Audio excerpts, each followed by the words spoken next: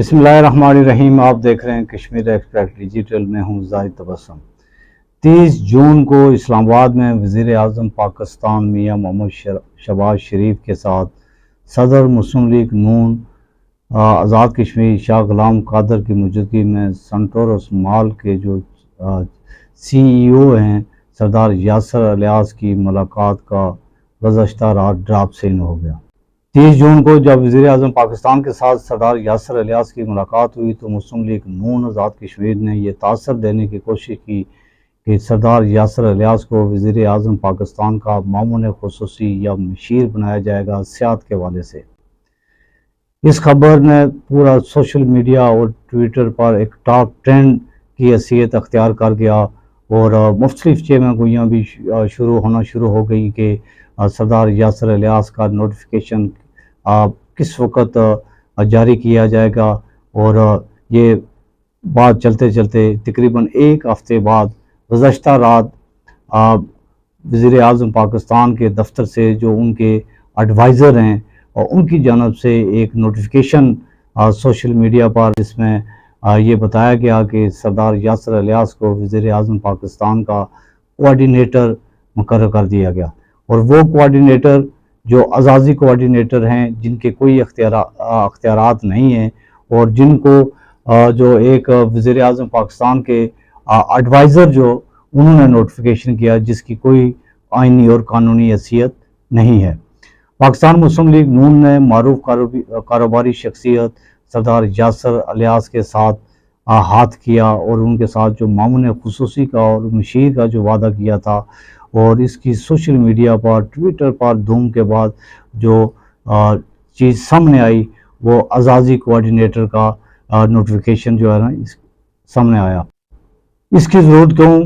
पेश आई? क्या मतलूबा ओहदा सरदार यासर अलियास के लिए काबिल कबूल हो सकता है? ना अख्तियार है, ना वक़ार है और ना ही इनके स्टेटस के मुताबिक है। जहाँ तक सरदार ग्रुप ऑफ कंपनी का जो तल्लक है, इसके जो मालिक हैं, जो चेयरमैन हैं सरदार अलियास खान साहब, जो एक इस वक्त उनका सऊदी अरब के अंदर एक रॉयल फैमिली में एक बड़ा नाम भी है और मुकाम भी है, जिनको सितारा पाकिस्तान का जो है वो अवार्ड भी जो है मिल चुका है पाकिस्तान में उनकी खिदमत पर। और इनकी जो कंपनी है तमीमी ग्रुप जो इस गल्फ़ में एक बड़ा नाम है और बहुत बड़ी कंपनी है जिसके हज़ारों लाखों की तादाद में जिसके मुलाजमीन हैं, जिन्होंने इस इस्लामाबाद के अंदर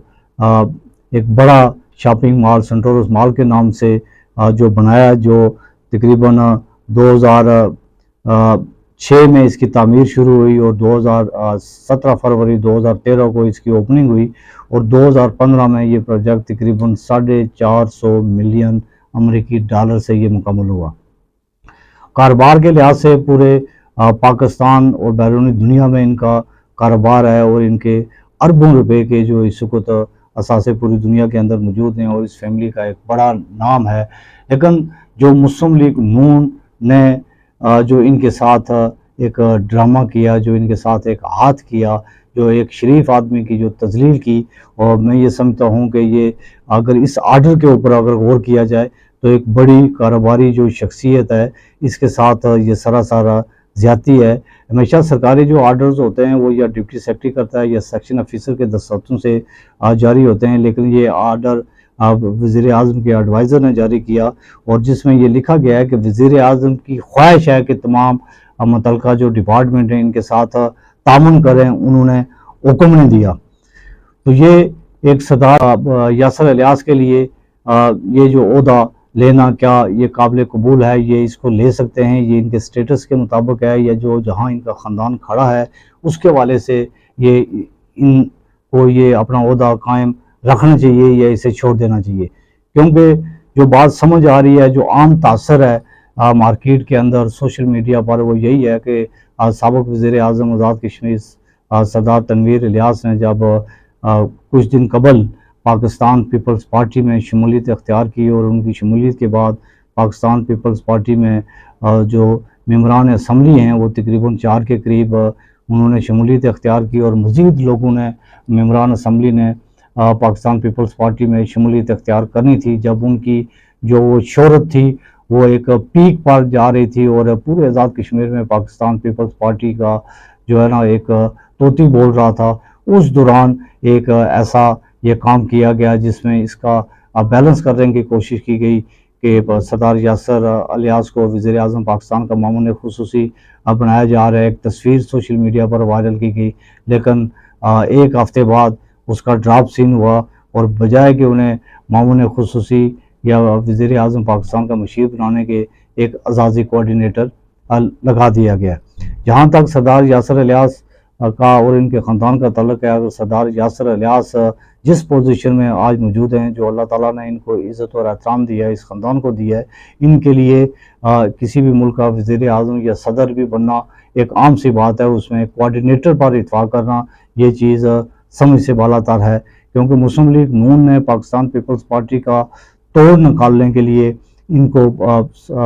سیاست کے اندر جو ہے نا لانے کی کوشش کی گئی اور ان کو ایک عہدہ دیا گیا تاکہ پاکستان پیپلز پارٹی اور نون لیگ کی سیاست جو آزاد کشمیر میں 2026 میں ہونے والے انتخابات ہیں اس میں برابر رہ سکے، مساوی رہ سکے اور سردار تنویر الیاس کا مقابلہ کیا جا سکے۔ جب دوسری جانب بھی سوشل میڈیا پر یہ بحث ہے کہ یہ ایک خاندان کو دو حصوں میں تقسیم کرنے کے لیے یہ ایک اقدام اٹھایا گیا، جو انتہائی افسوسناک ہے، کیونکہ سردار تنویر الیاس پہلے سے 2021 سے عملی طور پر آزاد کشمیر کی سیاست میں وہ حصہ لے رہے ہیں۔ وہ دو جماعتوں کے صدور بھی رہ چکے ہیں اور وزیر اعظم آزاد کشمیر بھی رہ چکے ہیں، تو ان کا مقابلہ کرنے کے لیے ان کے ایک بھائی کو، ایک معصوم چہرے کو زبردستی سیاست کے اندر گھسیٹا گیا، جس کی وجہ سے سردار یاسر الیاس کو اس کا فائدہ نہیں ہوگا بلکہ نقصان ہوگا، کیونکہ جو ان کا کاروبار ہے وہ متاثر ہوگا اور سیاسی جماعتیں ان کے اس سنٹورس مال کو بطور دفتر انتخابی مہم کے لیے استعمال کریں گے، لیکن سردار یاسر الیاس کو یا اس کے خاندان کو ان کے اس اعزازی عہدے کا کوئی فائدہ نہیں ہوگا۔ سردار یاسر الیاس خان کو اگر سیاست کرنی تھی، وہ کسی سیاسی جماعت میں کوئی عہدہ لے کر یا پاکستان کی حد تک اگر سیاست کرنی تھی، وہ سینیٹر بن سکتے تھے یا کوئی اور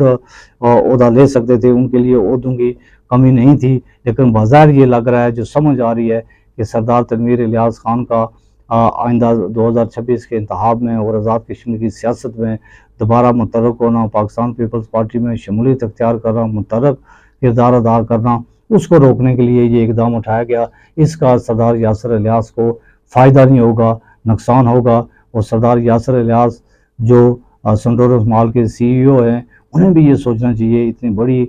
قد آور کاروباری شخصیت ہے جن کا پوری دنیا کے اندر نام ہے، کہ اگر وہ اس قسم کا عہدہ لے کر آگے سیاست کریں گے اور اپنے اوپر ایک کوئی کسی جماعت کا جو ہے نا نظریہ مسلط کریں گے، اس سے ان کی ذات بھی ڈیمیج ہوگی، ان کا خاندان بھی ڈیمیج ہوگا اور ان کا کاروبار بھی ڈیمیج ہوگا۔ اب یہ ڈیپینڈ کرتا ہے سردار یاسر الیاس سے کہ وہ ایک اعزازی کوارڈینیٹر کا جس کا کوئی اختیار نہیں ہے، کوئی کچھ بھی نہیں ہے، اور کوئی اس طریقے سے جو آئینی اور قانونی جو ایک معاملات ہوتے ہیں ان کو پورا کر کے بھی یہ نوٹیفیکیشن جاری نہیں کیا گیا۔ میں یہ سمجھتا ہوں، اور جو عام لوگ یہ سمجھ رہے ہیں، کہ یہ فیملی کی ایک بڑی تذلیل ہے۔ یہ آنے والے دنوں میں پتہ چلے گا کہ سردار یاسر الیاس اس عہدے کو لے کر کنٹینیو کرتے ہیں یا اس سے معذرت کرتے ہیں، کیا وہ آزاد کشمیر کی عملی سیاست میں وہ عملاً حصہ لینا چاہتے ہیں یا نہیں لینا چاہتے ہیں۔ یہ کیا سلسلہ ہے، یہ ڈیپینڈ ان پر کرتا ہے، کہ اگر انہوں نے کوئی بروقت فیصلہ نہ کیا تو ان کے لیے آنے والے دنوں میں فائدے کے بے شمار مشکلات ہی پیدا ہوں گی۔ کشمیر ایکسپریس ڈیجیٹل سے زاہد تبسم کو اجازت دیجیے۔ اللہ حافظ۔